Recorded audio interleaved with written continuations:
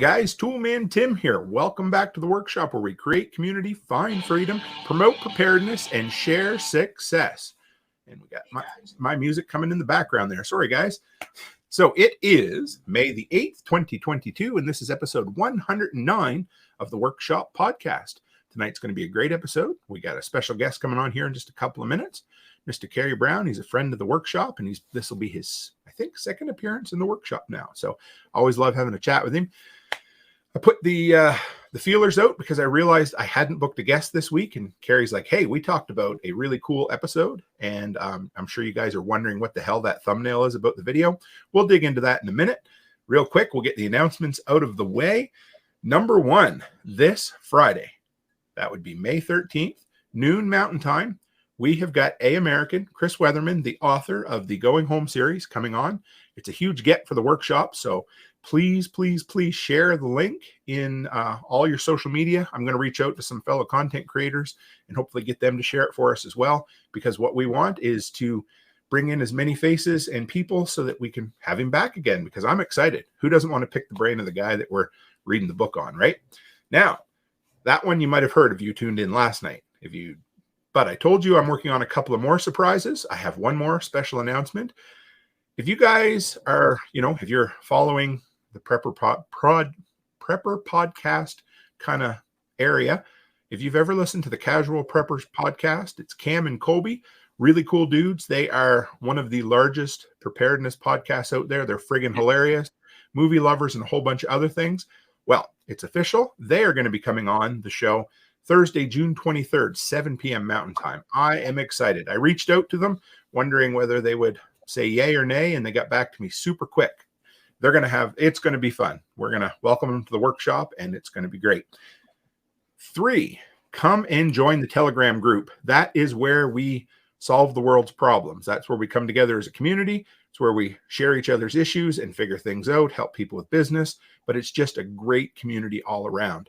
I pinned the link to the Telegram group in the YouTube chat. So if you're in there, check it out. And if you need it, I will throw it up there. Now, on to Mr. Kerry Brown. Let's bring him on. And I almost hit remove, Kerry. How's that? There he is. Hey, bud. Hey, thanks for having me on tonight. Thanks for coming on. Short notice, too. It was great.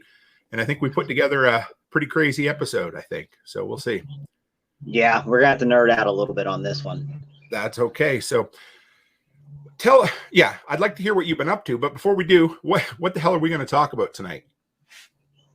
So we were chatting one night and we realized that we probably needed to discuss the FERENGI rules of acquisition. And for those who are not our fellow nerds, FERENGI are a species, race or species, I always mix that one up, in the Star Trek universe, particularly seen on like Next Generation and Deep Space Nine shows from the 90s.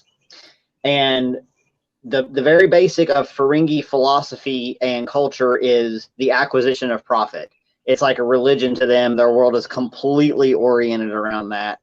And as entrepreneurs, there's some stuff we can learn from their rule book. And there's 300 and something FERENGI rules of acquisition. We shouldn't follow all of them because some of them are probably a very bad idea. But there is some wisdom to be found in that book. Yeah, so there's 300. So I get a message from Chris Dixon about 10 minutes before we go live. Going to shout him out right now because he's a jerk and he knows it. And he says, you do realize there's 300 rules of acquisition and that you personally have a hard time making it through a top 10 list in one episode. So just busting my balls a little bit. Thanks, Chris. But he's absolutely right. And no, we're not going to try to get through all 300. We each picked our top 10. Whether we get through them all or not, it's another story, eh? Yeah. Yeah. No, that's all right. So what have you been up to since what's it been? 1 week since we saw each other, which is crazy in real life? Or 1 or 2, something like that. Yeah. I don't do time very well. But I've been busy. I got a couple of new customers. I'm getting jobs done for them. Completed a couple of jobs, all kinds of things happening out here on the homestead. Just trucking right along, little projects checked off, little tasks that help, like getting another rain barrel hooked up. Got that done yesterday. Made a cool little sign for the homestead. I'll throw a picture of that up in the chat tomorrow when I get it up on the post. So just nice little things like that, despite the fact that we had like torrential rain and crazy storms on Saturday. So I was kind of stuck inside for most of that. But yeah, I mean, it's spring and it's booming and I love it.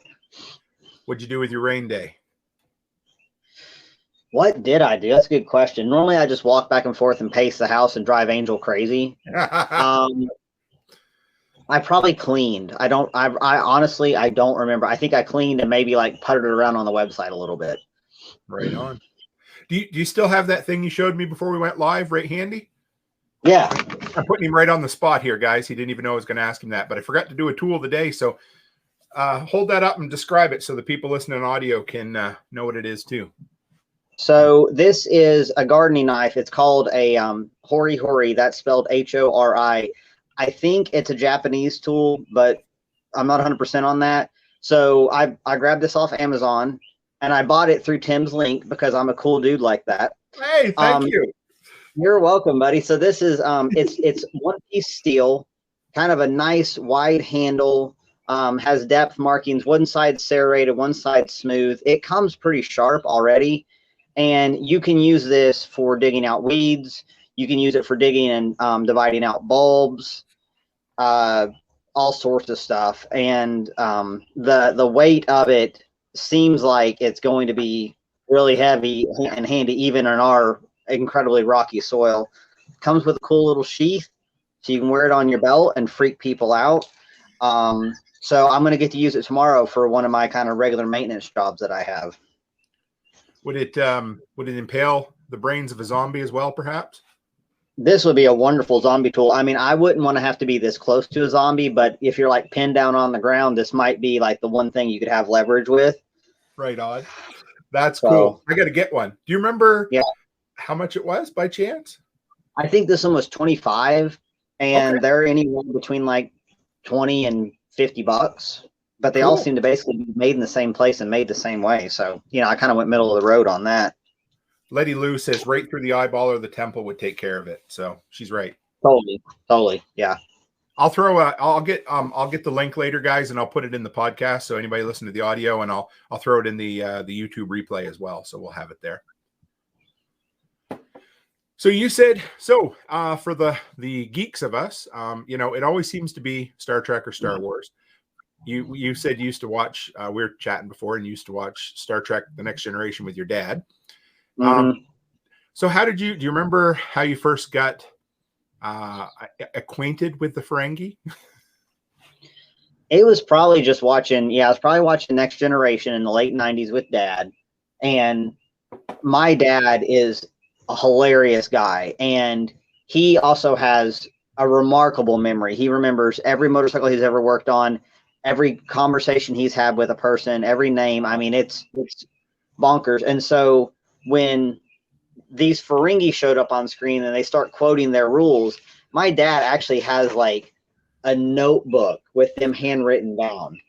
And over the years, he's rewritten them, and he will quote them when he's like referring to a customer. He'll quote them sometimes to a customer, but also to like somebody else who will listen. So it's so funny because I'll maybe be sharing, you know, a story about a customer or a job or something with him, and he'll just come out with a relevant rule. So I love it.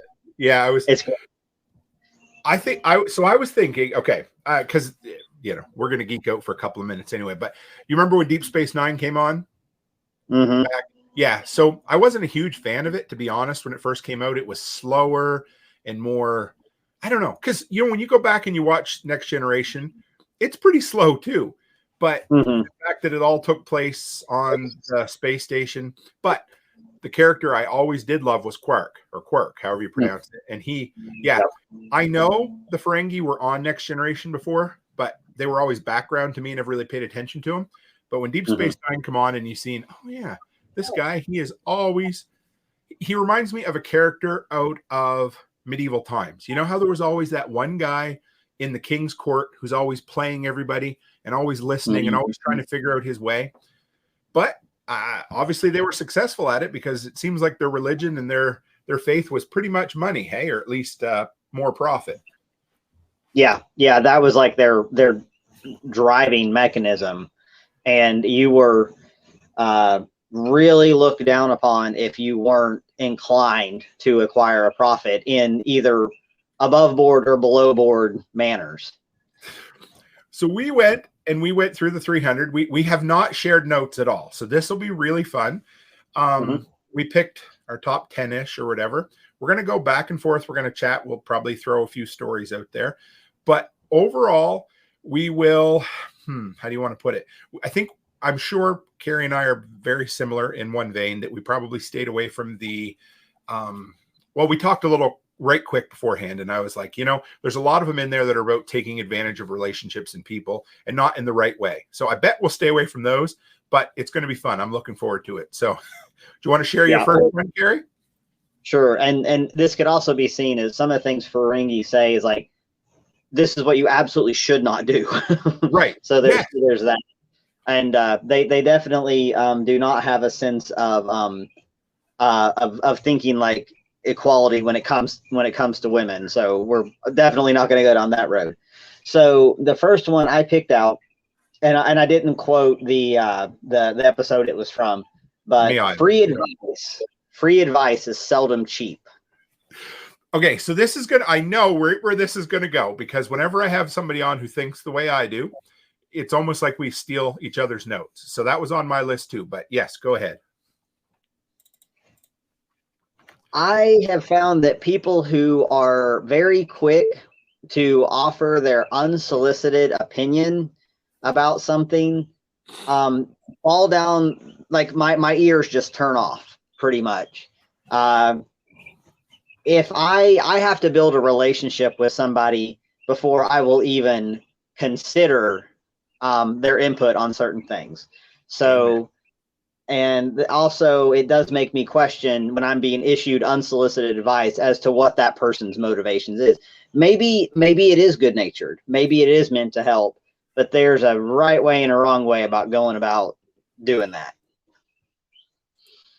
Yeah, so as a content creator, this is one of those that you get a lot, whether you want it or you don't. And which is fine, because you put yourself out there, and that's part of it. I mean, it also works that way in business, but the best example I can think of, and Jack tells a story all the time too, but when you get somebody that says, oh, you know what you need to do? You need to carry a GoPro with you everywhere you go, and you need to have portable lighting, and you need a Blue Yeti microphone, and you need. And then you go and you look at their channel, and you're like, no videos or no subscribers. And you're like, listen, I'm not trying to be that guy, but I'm not really sure why you're offering me this advice, because I don't think it's going to be good for me.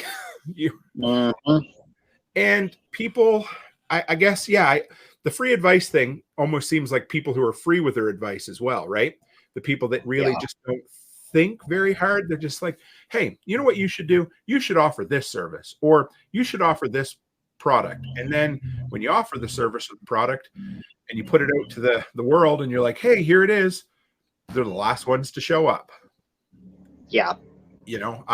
My buddy Leos there from the Zello, he was the one that, Mike there from, he was cooking at LFTN, and he creates merchandise quite often. And more times than not, somebody will tell him like, hey, you should try this. And then you try it, and free advice is seldom cheap, right? Because it ends up costing you money in the long run. So my first one was, and this one makes me chuckle when you think about Quark's ears and his big ears, but it's keep your ears open. Did you have that one? Not that exact one, but I'm down with your approach there. Yeah. So I've always, this is what I talk about when building a business, when starting a handyman business, whatever it happens to be. Information is key. The more you can know, the more you can hear. You just pay attention. Always look for opportunities, because it's easy to, it's just easy to blow things off like, oh shit, this isn't worth anything. But I think about when I was very first starting my handyman business, and I've told this story, and I'm sure you guys have heard it before, but I kept hearing people kept saying, we need somebody to do odd jobs. We need somebody to do this. And if you're listening, you just never know. Or you might be walking down, and somebody might say to you, well, hey, are you looking for, like, you talking about campers earlier? Hey, are you interested in buying a camper? Well, normally I'm not, but if my ears are open and the price is right, maybe I can flip it in 6 hours and make $100 or $1,000, right? So Right. to me, information always brings it in. Absolutely. And like, you never know, you have the opportunity to engage with somebody and maybe you're kind of iffy on it, but if you feel it out and you proceed, like I can think of 2 or 3 people that maybe I initially wasn't real excited about doing jobs for them, but I did. And then I got half a dozen referrals off of that one customer because I took on a job that was like kind of not great. And usually that works. Sometimes people are like, hey, I heard you do really, really, really aggravating jobs for other people. And I'm like, not as many as I used to, but again, if the price is right, maybe I will. So there's that aspect too. You just never know what road it's going to take you down. So don't get that tunnel vision. Yeah. Like, and I guess it could be, keep your ears open, keep your eyes open, keep your mind open, because all of that. Right. And Cabot Porter said, I think this was a little earlier when we were talking about work, but he want or know who or might know who can. And that's part of keeping your ears open, right? Always listening, knowing where you can find things, and keeping an open mind.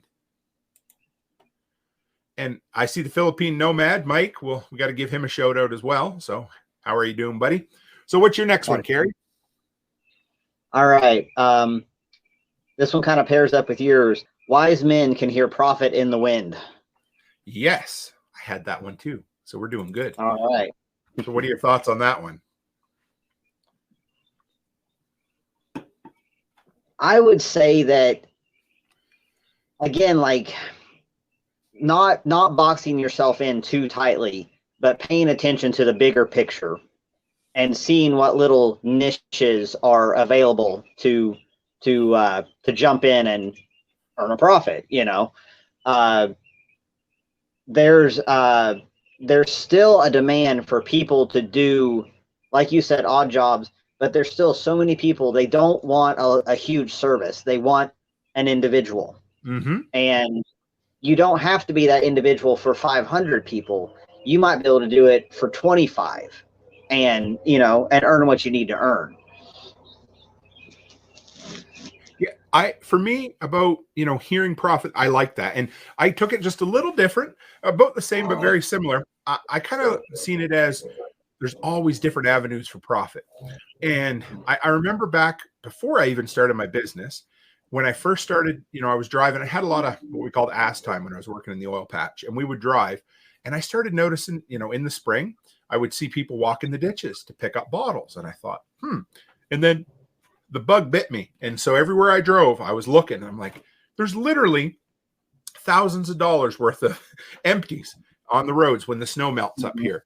So of course, well, I built myself a little bag with a shoulder sling and bought one of them $3 grabbers from Dollar Tree or whatever it was. And I went and did it. And then, whenever I go to the dump, it's like, I just can't help but look at the copper that somebody threw out in the regular garbage, right? Or old batteries, or, when I go into bank properties looking for things I can flip, or like picked up a few vintage video games a little while ago and sold them on eBay. And I think, you might, and here's the other thing, you might hear profit everywhere, but eventually you've got to figure out which one's going to be your biggest profit. Otherwise you're going to drown an opportunity that doesn't work, right? Yeah, for sure. So my next one, I like this one quite a bit. It's the rule number 9: opportunity plus instinct equals profit. And did you have that one? I did not. No. Okay. So that one, this was a skill, or I don't know, a skill, or I guess it's a skill, something that I was not born with. I was not very good at. So Becky, my wife, is great at jumping on opportunities. Sometimes I have the instinct to see it, but for years, I remember, stupid thing, years ago, I seen this beautiful wood stove that somebody put out to the side of the road, and it was free. I thought, man, I really want that. And I drove all the way home thinking, I really want that wood stove. Went in the door, sat down, told Becky about it. She's like, why the hell didn't you do a U-turn and pick it up?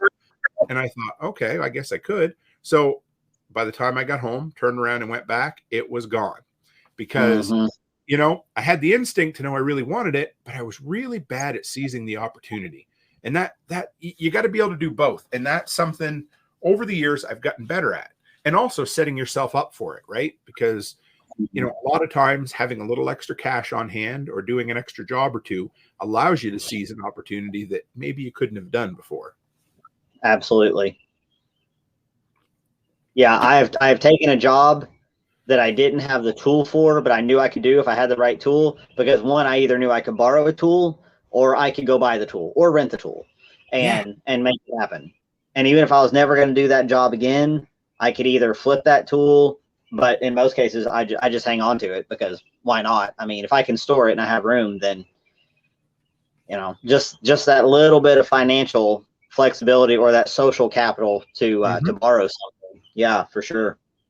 I like your thought there too about taking a job on even if you don't have the tool yet, because I know I'm in that handyman mastermind handyman journey group, something like that on Facebook. It's and there's lots of guys on there that talk about taking a job and turning it into a tool. And and Jack talks about that on the Survival Podcast, and I've talked about it a bunch too. And that, like, seize the opportunity and then turn the money in that you're going to make from this job to buy a tool, especially that first year of business, eh? Yep, absolutely. So what's your next one, Kerry? So I've got the bigger the smile, the sharper the knife. Yep, I got that one too. That's awesome. So I think this is where this is another one of those pay attention to your instinct moments. There are people who want to take advantage of others, unfortunately. So watch out for that, for sure. Yeah, I've run into that. I always think of I was a wrestling fan back in the 90s, and Stone Cold Steve Austin, he always said, don't trust anybody. And a lot of people say trust but verify. But that's and when I put, this is rule number 48, the bigger the smile, the sharper the knife. And to me, that again is a skill or an intuition that you kind of build, because I can picture, some people have a smile and you're like, okay, yeah, I can trust them. But you almost get that kind of creepy vibe, like you're trying to take advantage of me. And I picture like some kind of old Looney Tunes cartoon, with Bugs Bunny smiling with a pie behind his back. Yeah. Right. And that's it. And it's tough because, a lot of times the harder somebody tries, the more they're trying to pull the wool over your eyes. And I think that's in business too. You have people that talk a big game, or customers. You'll have, oh yeah, I love this. Or because I've had a lot of conversations with customers where you think, wow, or even better, tenants, prospective tenants for property rentals. And they will come in and you think, okay, these sound like good people. And one of two things. Number one, they want it right on the spot. They tell you they absolutely got to have it. And then 6 hours later, they message in and say, now we changed our mind, or worse than that. And people always ask me, like, how do you pick a good tenant? And I said, well, to be honest, every tenant is a perfect tenant until they're not. Some just play a better game at it, right? And it's rare. It's unfortunate, but in rentals, it seems quite often people tend to not move out on good terms. It's whatever they get in financial trouble and then they just stop paying, or it doesn't always happen that way, but about 50% of the time. But like, we had one guy that was really good for the first year, and then everything just kind of went downhill. And when you sit down and chat with them and they fill out the paperwork and they're nothing but smiles and they're the nicest, best people in the world. And then all of a sudden they move in and they wreck the place, or, put holes in the walls, and the bigger the smile, the sharper the knife. Ain't that the truth? Yeah. So my next one is rule number 54, and it is never buy anything you can't sell. And did you have that one or no? No, but it's a good one. Yes. So I'm going to tell you a little story tonight. And also, I guess what goes along with that is, don't sell something for less than it's worth, right? Don't put yourself in a position where you're desperate and you need to get out from under it. But I've built my tools up, and a lot of the stuff that I've bought recently, I sold the old version of so that I could take a little bit of that money and invest it in the new one. But our RV that we have, I was trying to sell it tonight, and that's why I was a little late getting the show notes put together, was because a guy showed up here at 10 after 6 and wasted my time and decided he wanted to lowball me on my camper. I'm like, okay, no problem. Yeah, so Becky listed it and got 30 people all at once. I'm like, oh, okay. So it was nice to be able to walk away from that and not have to sit there and dick around with a guy.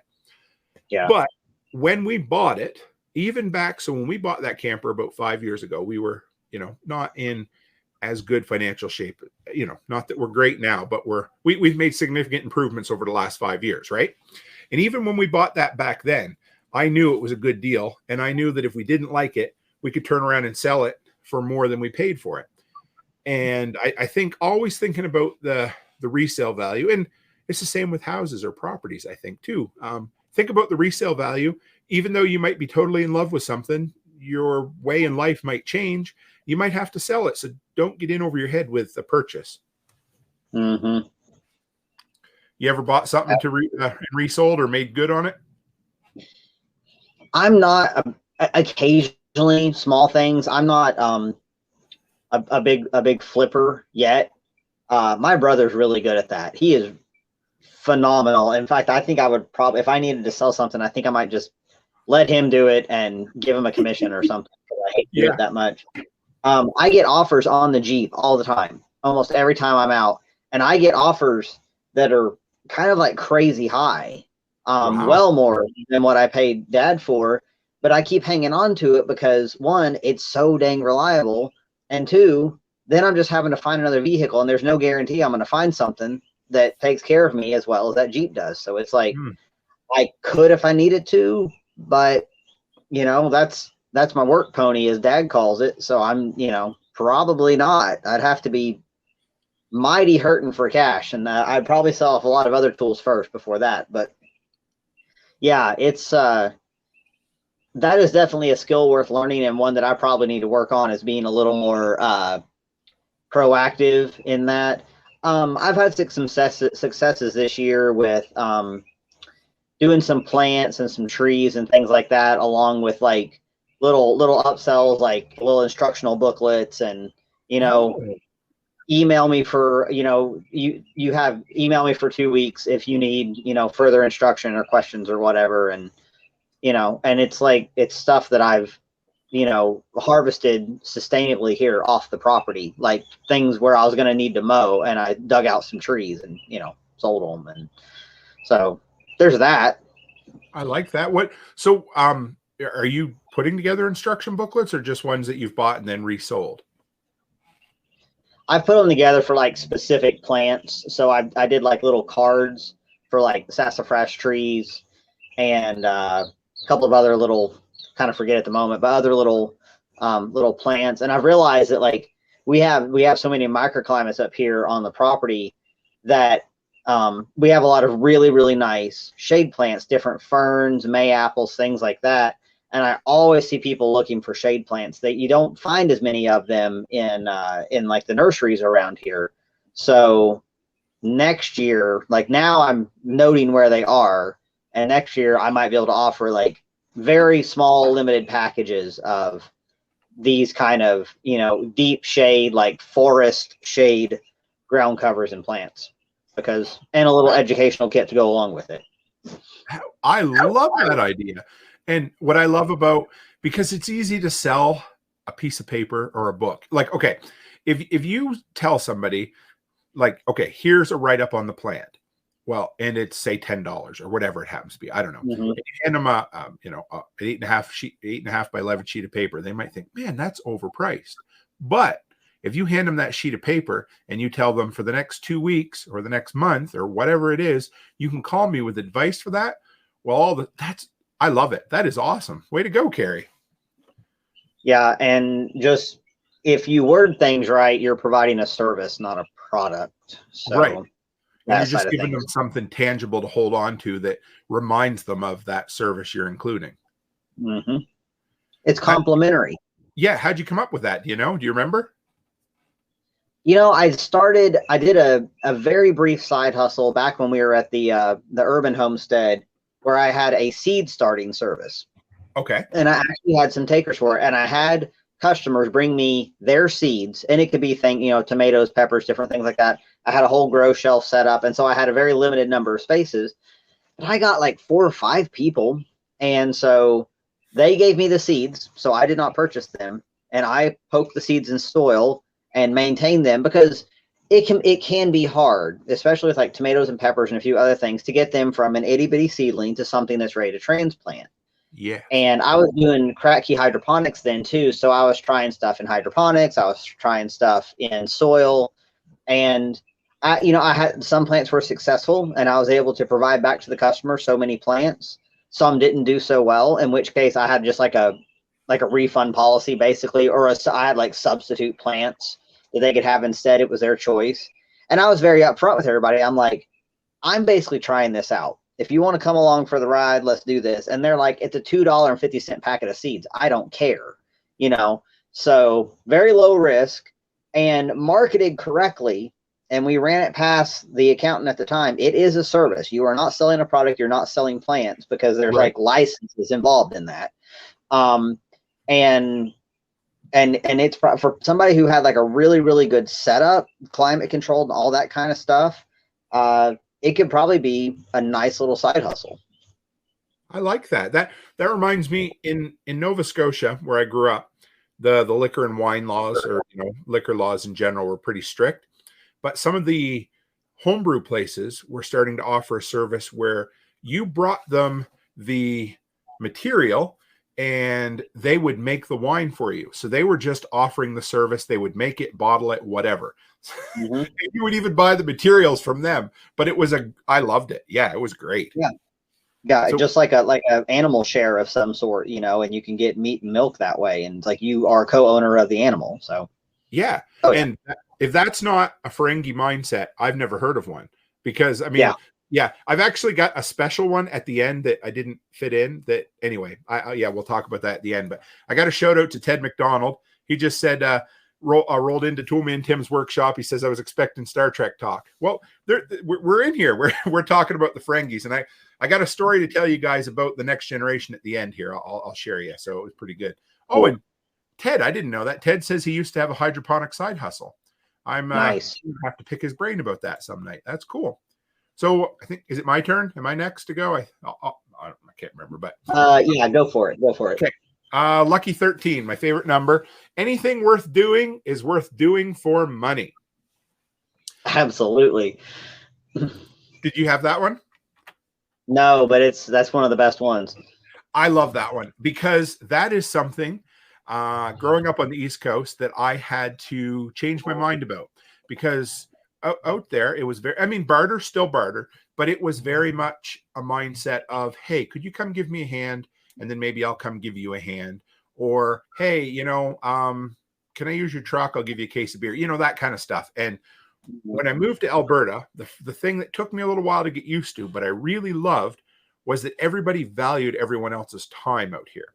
So if they wanted you to do something, they paid you for it. And it was really weird at first for me, because again, where you grow up, right? And I had, always had that, do you hate money beating around in your head, right? Because you don't. And it's absolutely true. We all only have 24 hours in a day. We all have the same 24 hours in a day. And if you're going to do something, damn it, make some money at it, or, do something that makes you some more time to make you some more money.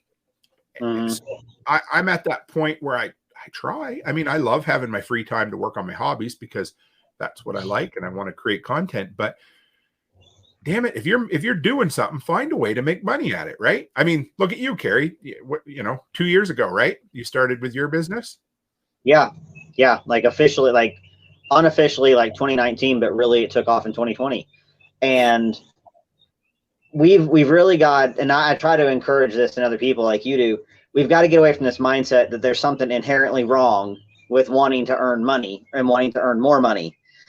And until something really drastic changes, the way our world operates is on a monetary system. And there's no better way, especially with somebody who maybe you don't know them very well. Maybe you have like a bit of acquaintance or something, but if you can offer that person some kind of exchange of value, that's going to strengthen relationship. Like you can never go wrong with making that offer. I'll tell a real quick story. When I was this involves PA Prepper who's in the network, and he runs. He's a website dude, runs servers, and I have my website through him. So when I was first getting all that set up, I am ignorant as can be about this stuff, and I was having trouble getting logged in or something. And Joshua doesn't know me from Adam, but he puts his phone number in every single email. So I found his phone number, and I was like, I need a hand, please. And that guy, it was like a Saturday night at like 7 p.m., was on the phone with me for an hour. Not just like we got the actual problem fixed in like 5 minutes. That wasn't the issue. He stayed on the line to like guide me through. He was like, okay, that's what this plugin is for. He's real big on security stuff, so he gave me advice on that. And so, we're finally wrapping it up after he's like gone way out of his way. And I was like, Josh, thank you. Can I please send you something? And he's kind of like, it's not a big deal. It's okay. I'm like, please. And he was like, well, Jack says I don't hate money. So, and I was like, and so I PayPal'd him, a 20, because holy cow, that was his time. He didn't have to do it. He could have been like, here's how you fix it. Okay, bye. So, and it's not about, it doesn't matter. Like, I'm sure, Joshua probably makes more money than I do. That's fine. That's awesome. It didn't matter. It wasn't about a class system. It was about the fact that I wanted to express appreciation in a commonly accepted way. And that's okay. Yeah. So I'll share a story with you as well. And again, this was as much, one of my issues for a lot of years was people would want to reward me or, show their appreciation. And I was always shy or, I didn't want to, right?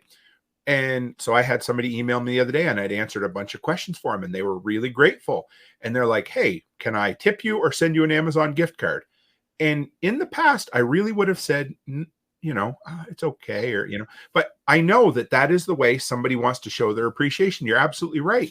And so they sent me an Amazon gift card, which was friggin' awesome. And that made my day too, and it showed up and your eyes light up and you feel good about it. And that's part of that value for value exchange. Yes. And Chris put up here, I just want to bring this up. It says, sometimes you don't need to do stuff, sometimes you just need to do stuff for happy as well. Otherwise, I think happy loses its value. And absolutely. So what I want to, we didn't want to venture too far into the profit for profit's sake in this, because that is a big portion of the rules of acquisition, like, sell your grandmother for $20, that kind of stuff. And I don't think any of us would say that we would never do something for free. I just think personally, I erred way on the wrong side of that for a lot of years, where I did everything and never made any money. So you got to wake up someday and realize, okay, anything worth doing, anything worth doing is worth doing for money. But sometimes you're not going to do it for money. But just remember that it is worth doing for money, right? Sure, absolutely. What's your next one, bud? Nothing is more dangerous than an honest businessman. I didn't have that one. Talk about it. All right. So, I thought it through for a while because I kind of saw it from two different angles for a little bit. But somebody who doesn't have to stay busy all the time covering their tracks and diverting attention off of nefarious activities probably can't be messed with too easily. It's kind of like if you don't dig yourself in a hole, if you don't have to keep track of all the lies that you've told, you're probably going to be like a very effective entrepreneur, a negotiator, whatever the case may be.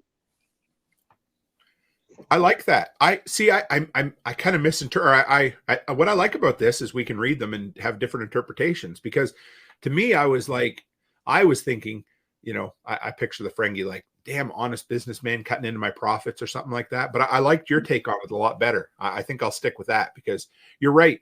And we, last night we got talking about the same topic there, about how you spend so much time and so much energy trying to remember what the last lie was you told. that you lose things, right? So you're right. Yeah. Somebody who really is above board and treats people right and doesn't break the rules are a lot harder to blackmail or run into out of business, or, because like you said, you've got nothing to hold over them.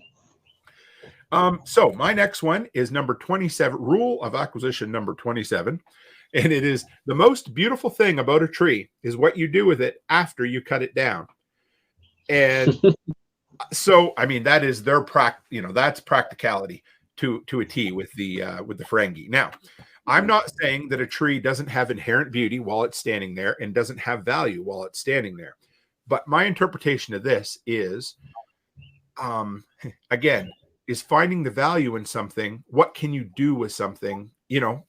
I'm trying, like, for instance, you could sell an egg for, or a dozen eggs for $3, $5, whatever it is.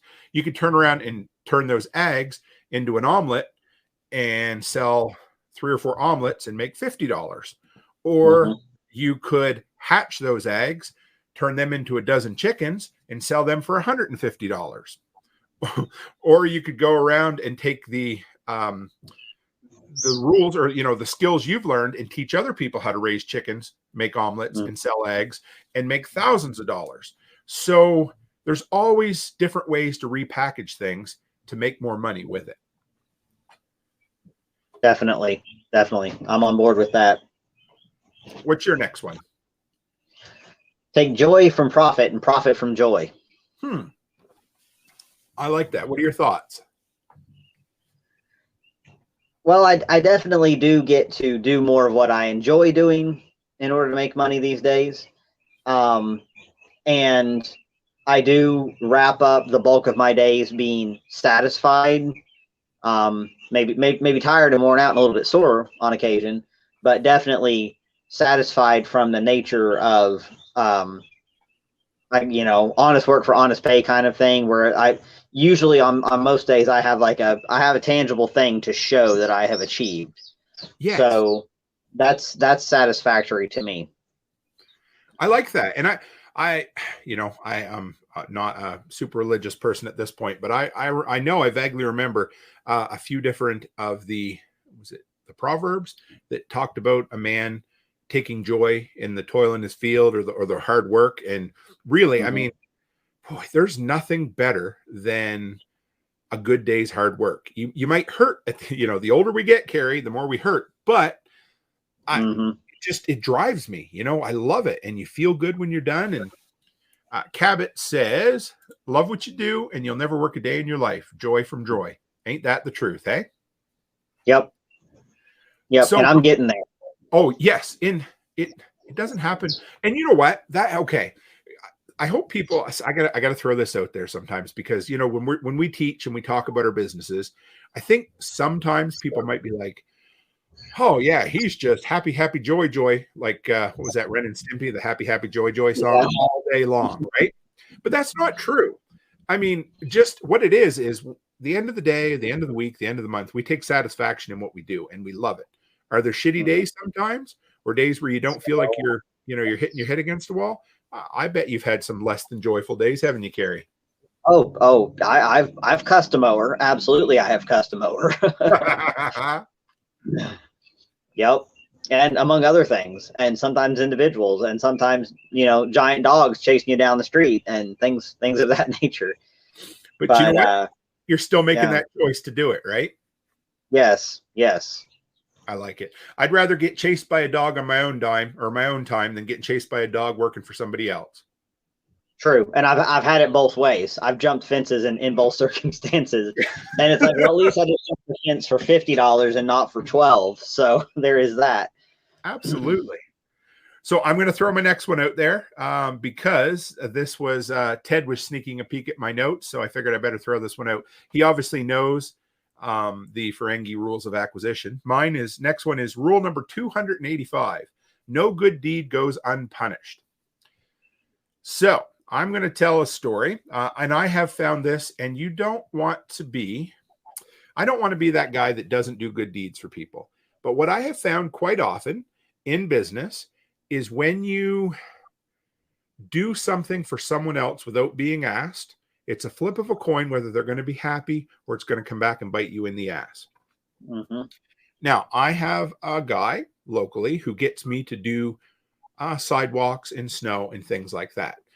And one day we were out doing them and we're like, hey, this person's here, has a little bit of snow and ice there. We'll clean that up on their sidewalk while we're doing it.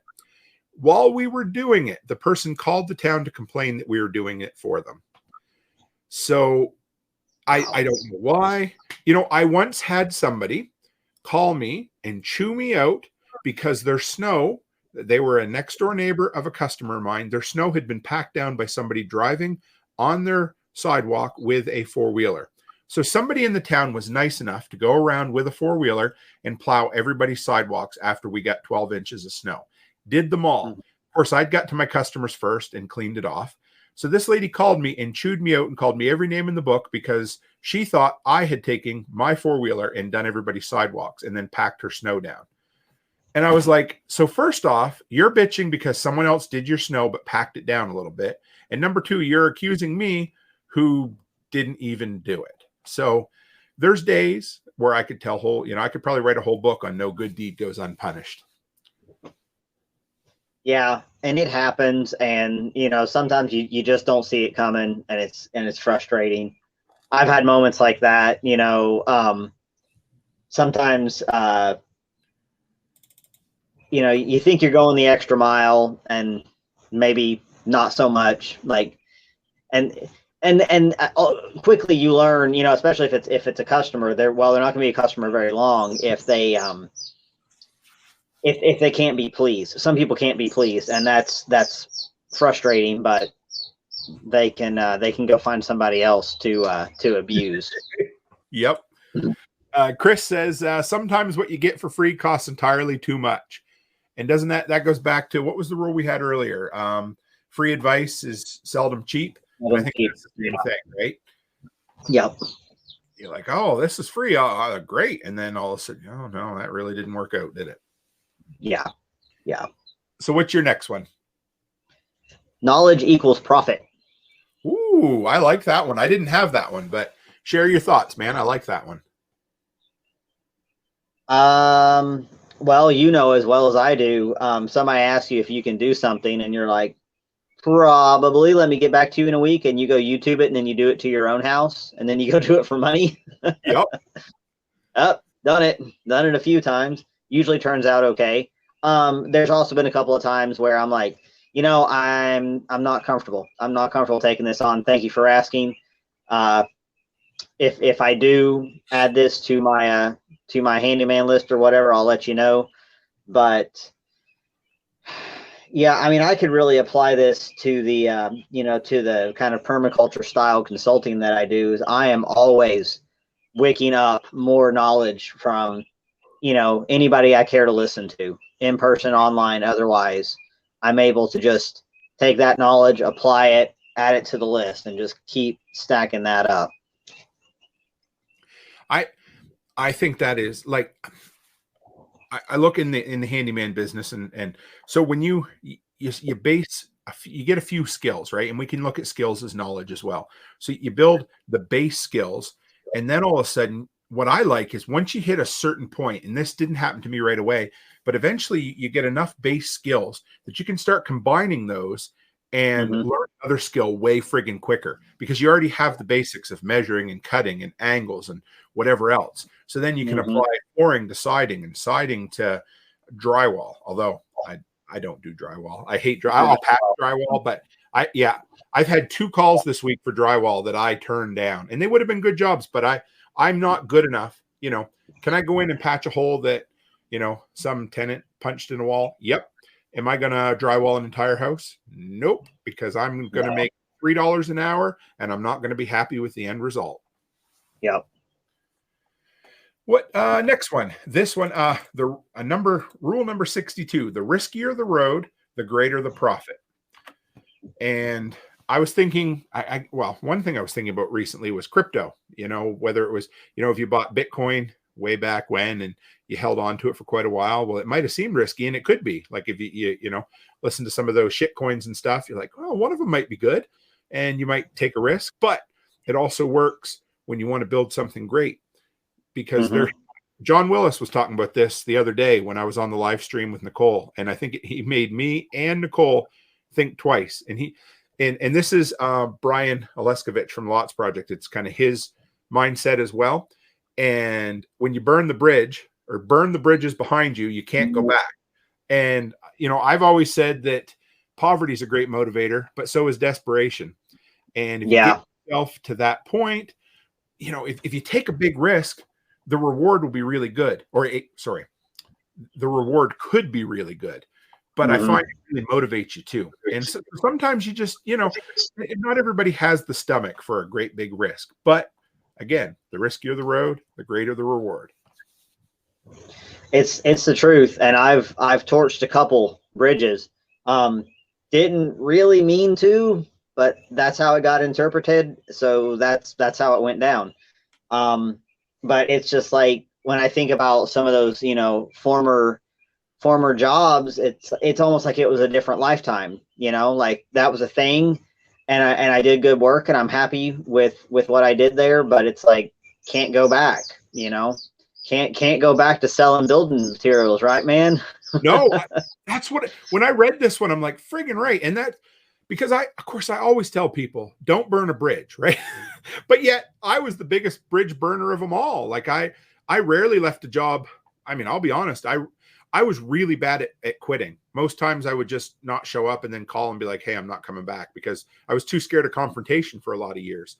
But yeah, it would set me in a spot, and it had a lot to do with, you know, just being in a bad mindset and things like that. But again, I realized I found success when I jumped on that plane, went across to Alberta, moved my family out there, and we burnt that bridge. We weren't going back the second time. So yeah, absolutely.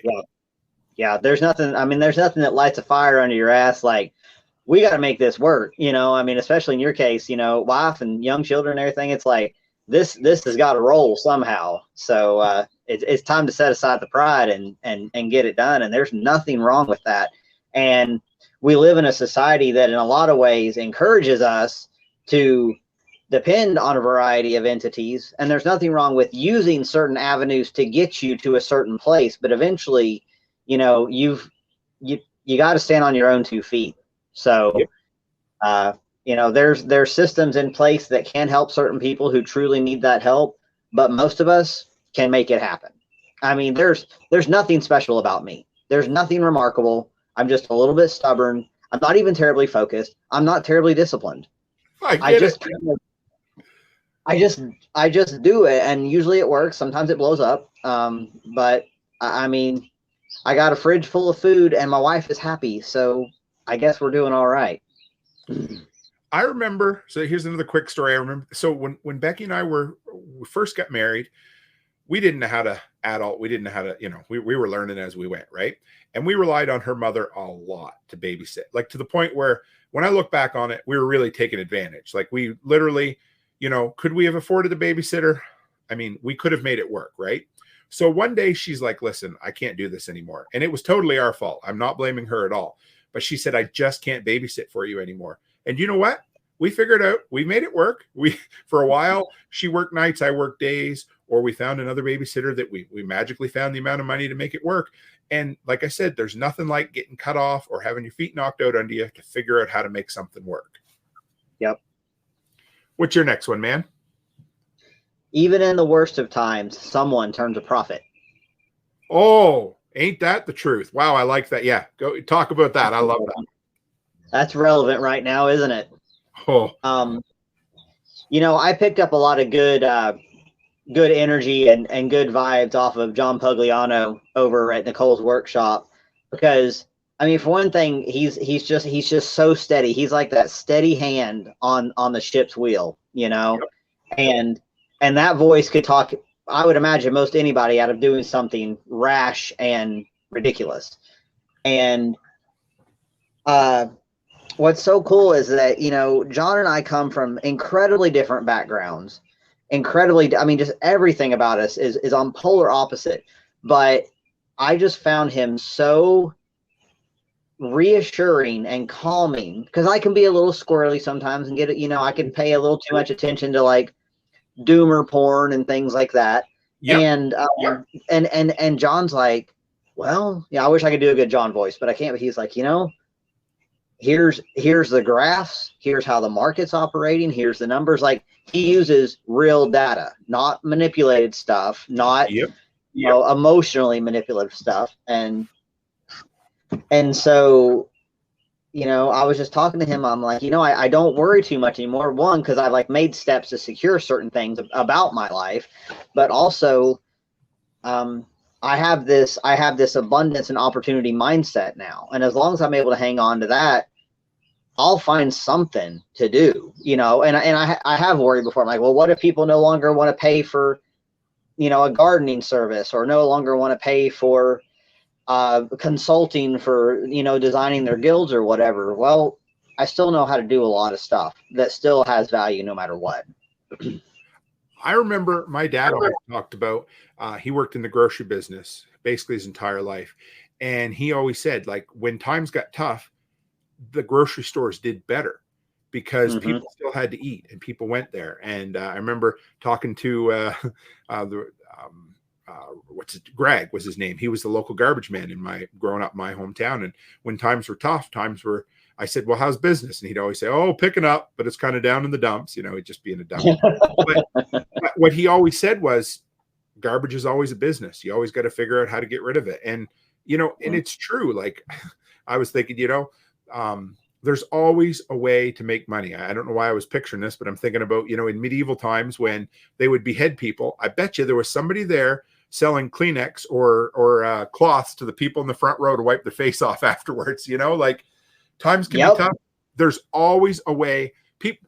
As long as there's two people alive on this earth, you're always going to find a way to exchange value, because that's human nature. And no matter how tough times are, and that's why John is so great, because he calls it, what's he call himself? A realistic pessimist. I don't think he's a pessimist. I think he's a realist. And I could listen to that man talk all day long, but he's like, he is the definition of making a profit when times are tough or not. And you're right. Yes. I love it. That's great. Yep.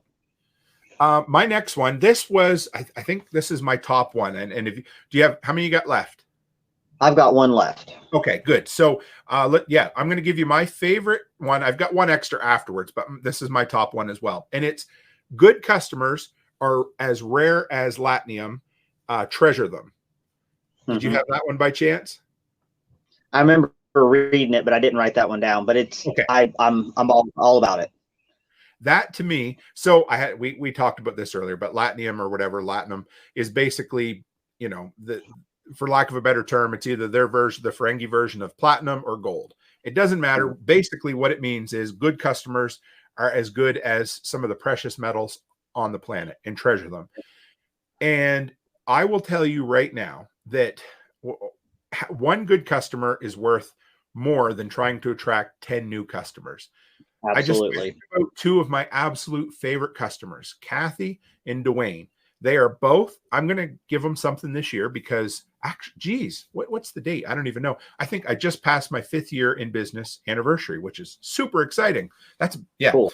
Anyway, the very first 2 jobs I ever did was Dwayne's computer shop. I dug out all that decorative rock and put it back in by hand. And number 2 was for Kathy, and we tore down her shed.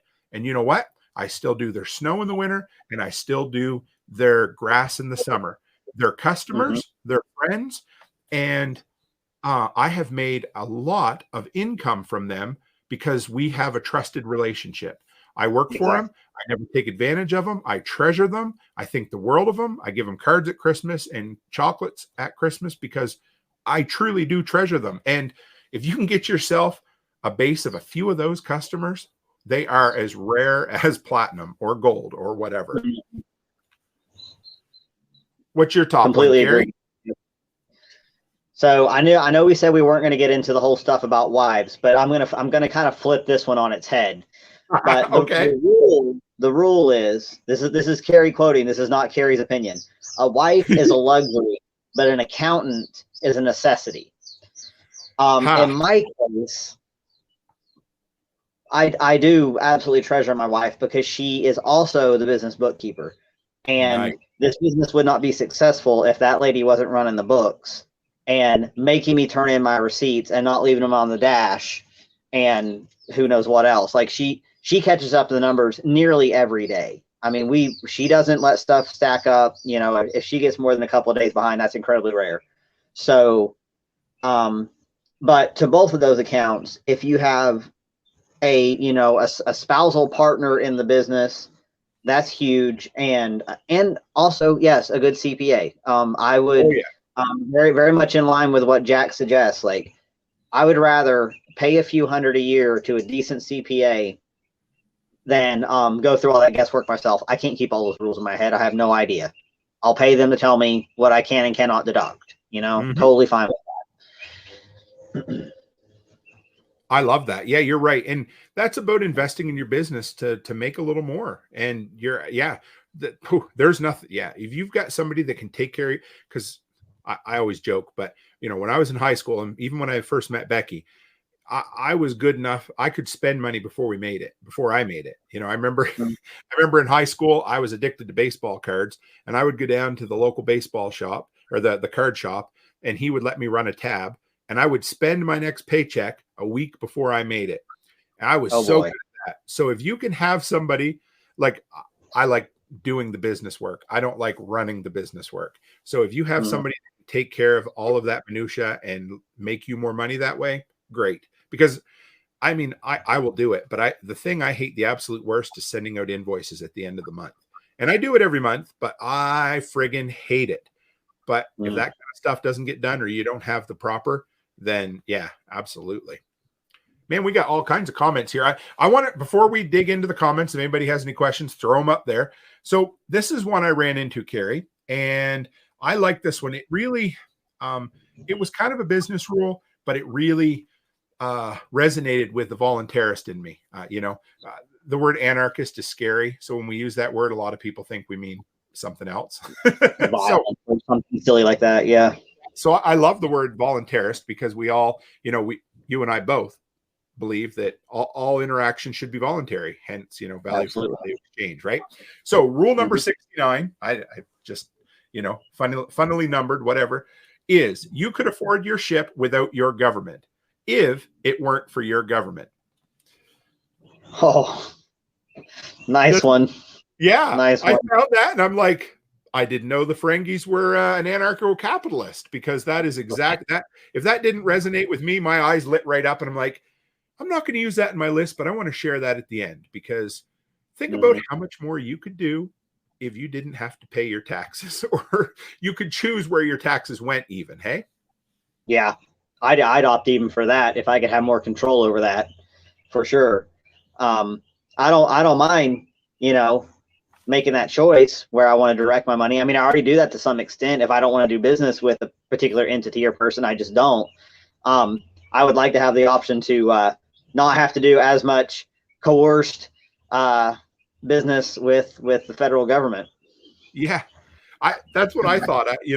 I talked to my American friends, and of course I would say, other than maybe the gun control thing, the biggest conversation starter that we all had last week was the healthcare, right? And talking about the difference, because I was very proud of my daughter a little while ago. She came home from school. She's like, Dad, I didn't talk to the teacher about this, but it really upset me because the teacher said we had free healthcare up here. And what I wanted to do was put up my hand and say, we don't have free healthcare. We have taxpayer funded healthcare.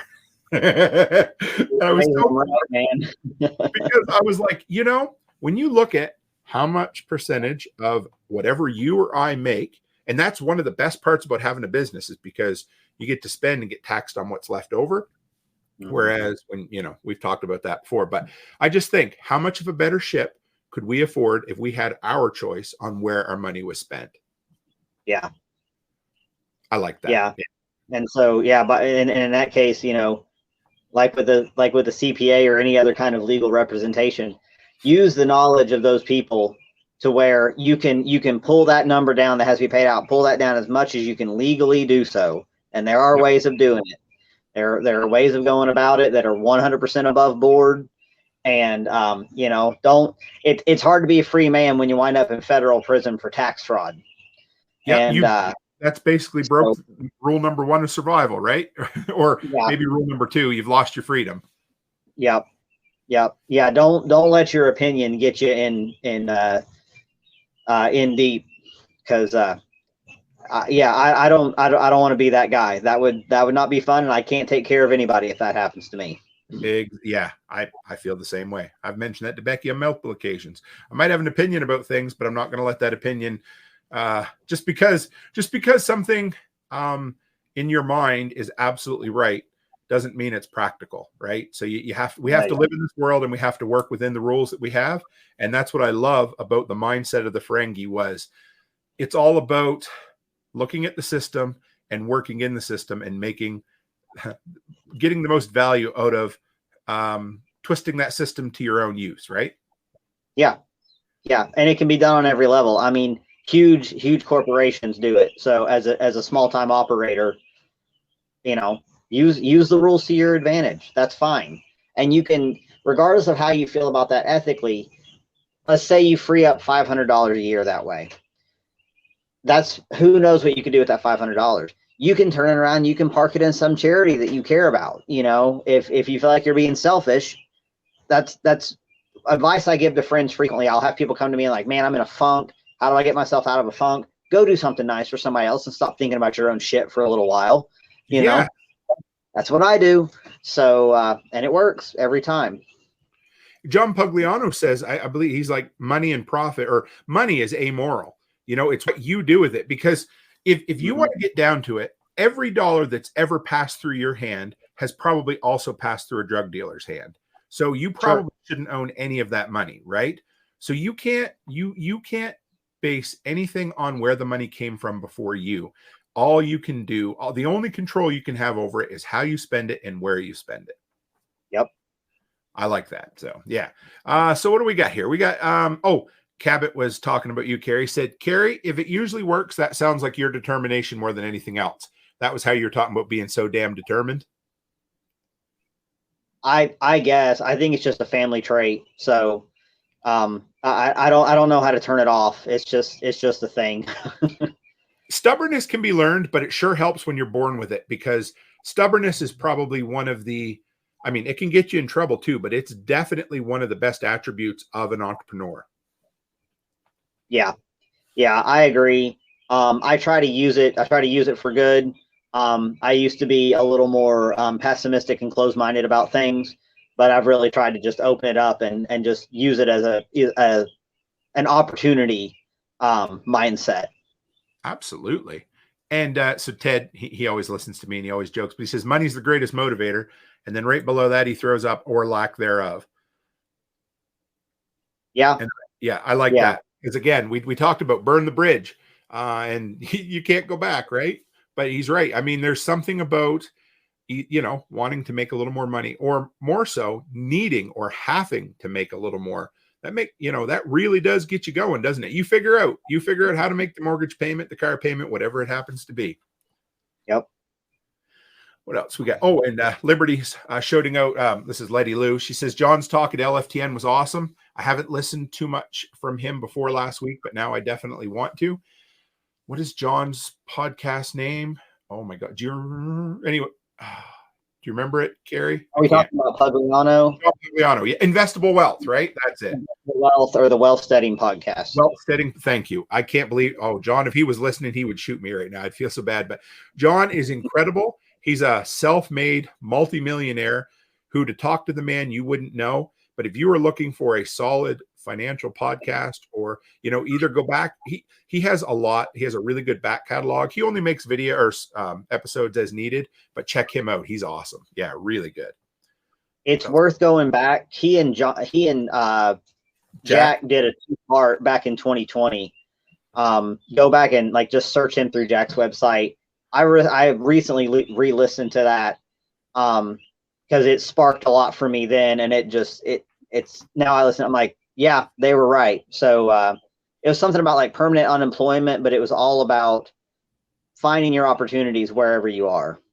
Absolutely. And I mean, there was no time I don't know, maybe other than post 9/11, that the world felt so scared. And John was basically Mhm. like, there's going to be opportunity no matter what. So just grab it and do it, deal with it. Yeah. And the older you get, the more you realize that, you know, I mean, we've been through 1,000 crises as a world in my lifetime.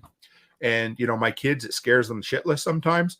But to me, I'm like, listen, I've seen it. I joke with them. I'm like, literally, the church has been predicting the end of the world since Christ was crucified. So you're looking at 2,000 years. They've been predicting Mhm. the end of the world, and CNN's been doing it just about as long. So you Yeah. just got to move on, and it's just part of living the life, right? Mhm. Yep. Oh, this is good. Do you want to comment on that one? Sell the sizzle, not the steak. That sounds like tell your story.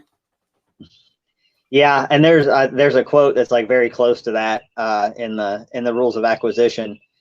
Um, yeah, there's something to be said for, you know, when you talk to people about like if you're negotiating a job with somebody,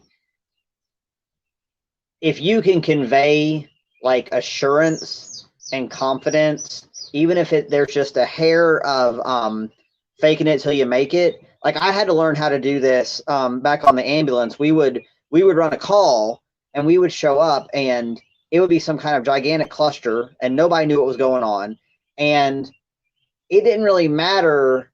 I mean, there's always things you can do, but as long as you just weren't running around like a chicken with your head cut off, if you walked up and your voice was calm and your posture was calm, suddenly you would find that you would figure out what needed to be handled and like in what order. So that's just convey that confidence. It's kind of a learned thing, but that will ease up the process considerably. Absolutely. And for me too, it's value, you know, when you tell the story, I mean, you can only sell a steak for so much, but when that Mhm. steak has a story behind it, and you know, whether it's whatever it happens to be, like, okay, here's a really good example. I talked to Patrick Warman at the spring workshop, and Patrick will be the first one to tell you, when you meet him, he's like, listen, there's people who sell better knives than me. There's people who sell worse knives than me. He said, and you could buy a knife from a whole lot of different people. But the reason I bought one from him, and the reason he said most of his customers buy from him, is because they want to support him. They appreciate his story and they want to reward him for his story. And to me, I was like, wow, that's absolutely true. And that's where that extra value comes in, because most things have kind of just that kind of set value. I mean, you look at, I don't know, Louis Vuitton bags, for instance, right? I can Mhm. go to Walmart and buy a shoulder bag for $10, but Louis Vuitton or whomever else can sell them for, I'm going to guess, hundreds of dollars. And I bet they're not hundreds of times better than the bag you get at Walmart, but they're selling the sizzle and the story and the prestige, and they're making more money because of it. Mhm. Yeah, Oh, it's okay to create your own personal branding. yes. Yeah. And that's worth money to you, you know, and people, we've probably mentioned poor Jack 100 times tonight, but I mean, he's been a teacher to us, you know, even though he might not always know it, but I mean, people take to the brand, that, you know, they take to the personality. They want to be able to support a story and a person that they respect. So why Mhm. not sell the sizzle? Because people want the sizzle. That's what Exactly. separates you and your business from the 300 other handymen that are in, I want to say the yellow pages, but that doesn't even exist anymore. But you know what I mean. Yeah. Yeah. And Ted must be Ted's a geek like us, because he said, or it could be gold plated latinum as well, because we were talking earlier about the Yeah. FERENGI, and I'm going to do some digging. He's like, yeah, so he knows his stuff for sure. Mhm. What else we got here? Time Cabot says, time like Latinium is a highly limited commodity. TikTok, make the most of your dash. And That's right. our buddy Brian from the Lots Project, he talks a lot about that too, like just you know, leaving a legacy. Or him and I have had conversations about this, and you know, to me, that's I wouldn't say a big portion, but a significant portion of why I make all this content is because that's part of my legacy, you know, going behind my family. My kids will always be able to see that, or my distant relatives, hopefully somehow.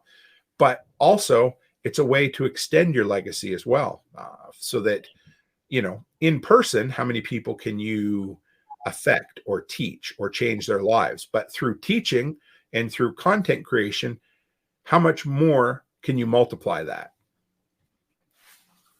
Yeah, it's a really good point. And I found that I'm trying to get a little more of my own stuff, my own thoughts out there. Be a little more focused on that, even if it's just sharing like short little video snippets and stuff on Instagram of something I'm working on, or a little, foraging walk or something like that. I can get really focused on legacy too, especially because as it stands, like Angel and I and my brother and his wife, like nobody's having kids. So it's like the Brown family, like it's going to stop here, that particular side of it. And I have mixed feelings about that, but that's just the situation. That's just how it is. So it's important to me that I have other ways of making sure that Brown family name has a good memory and has a good association with it.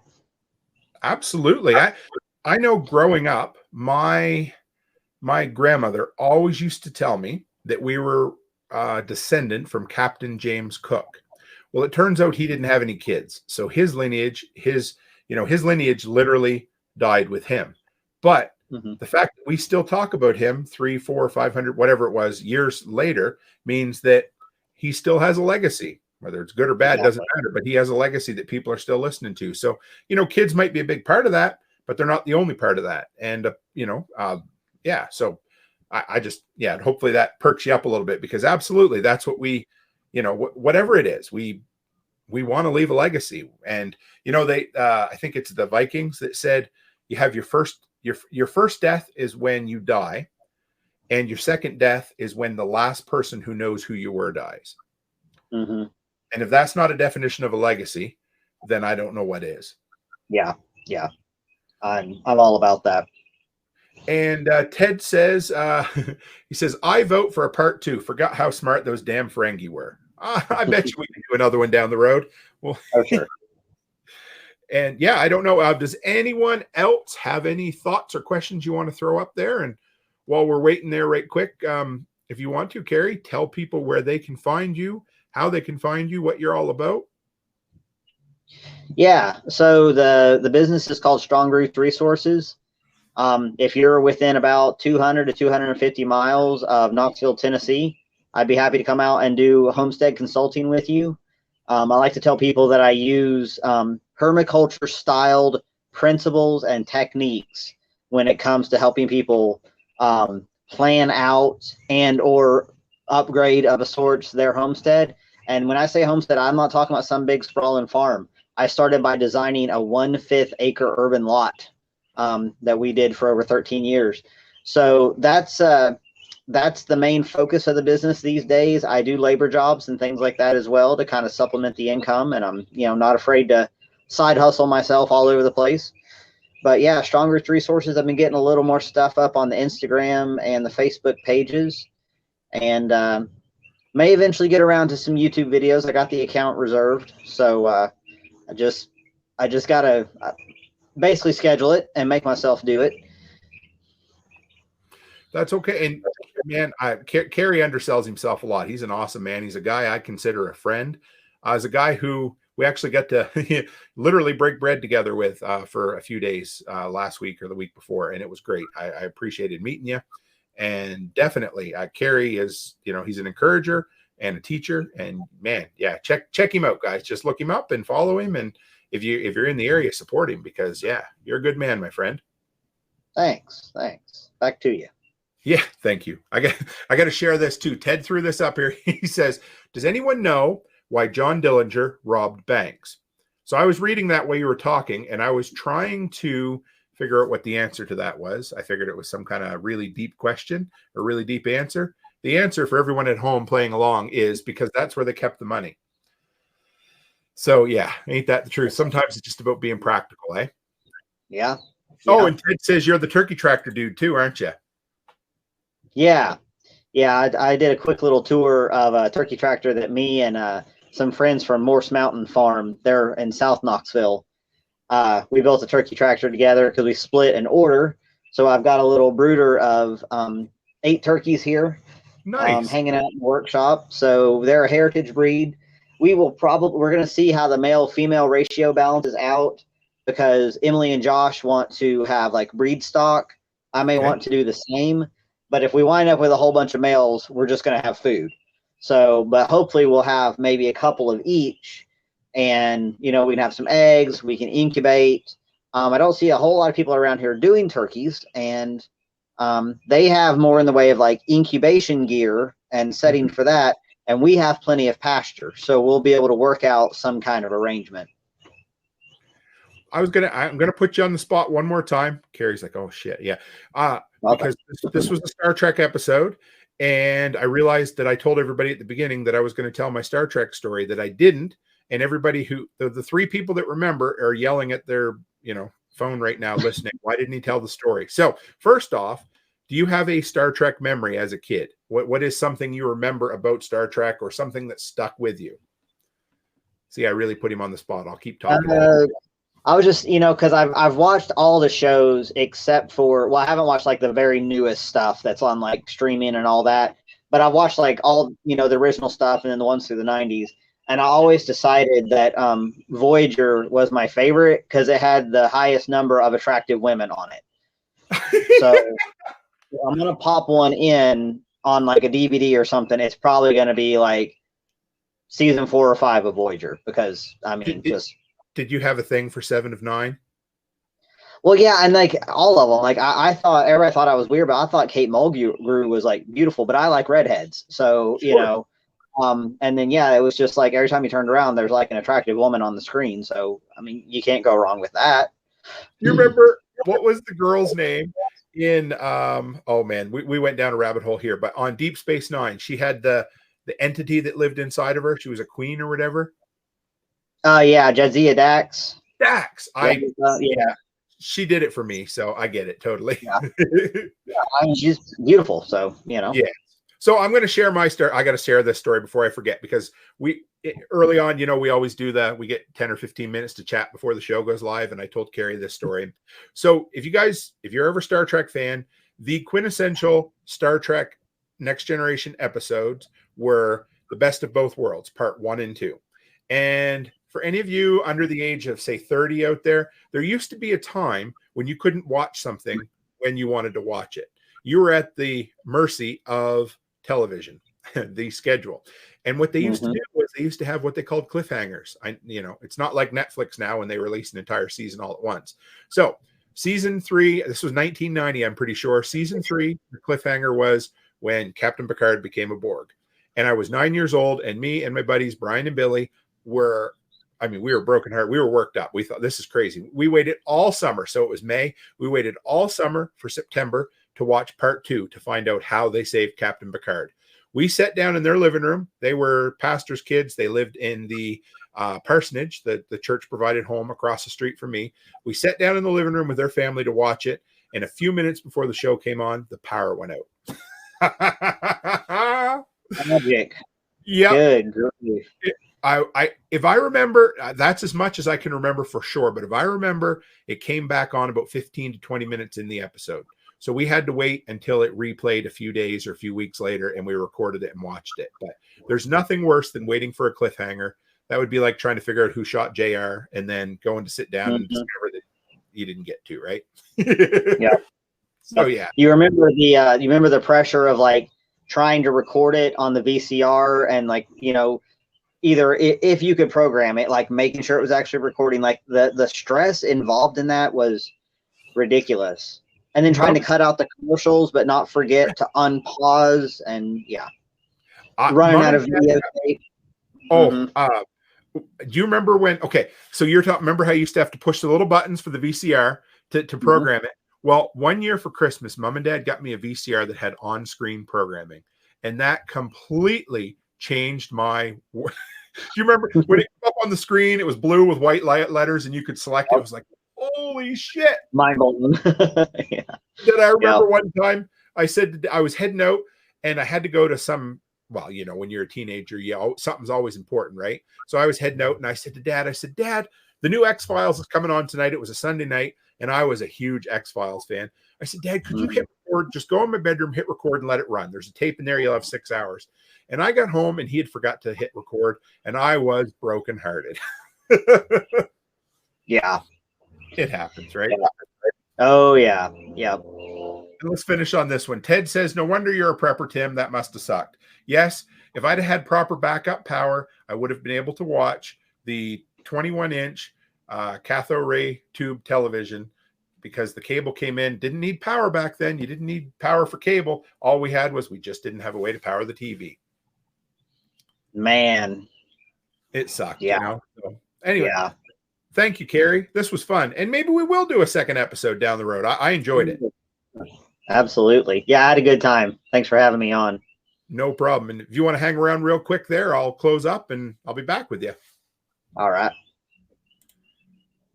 Well, guys, Kerry's a good friend. We had a great conversation. I hope you enjoyed this. If you have requests for other shows like this, actually been toying with, if you guys have ever watched the Zombieland movie, I've been toying with doing an episode on the rules of survival from Zombieland. Don't forget cardio, always look in the back seat, that kind of stuff.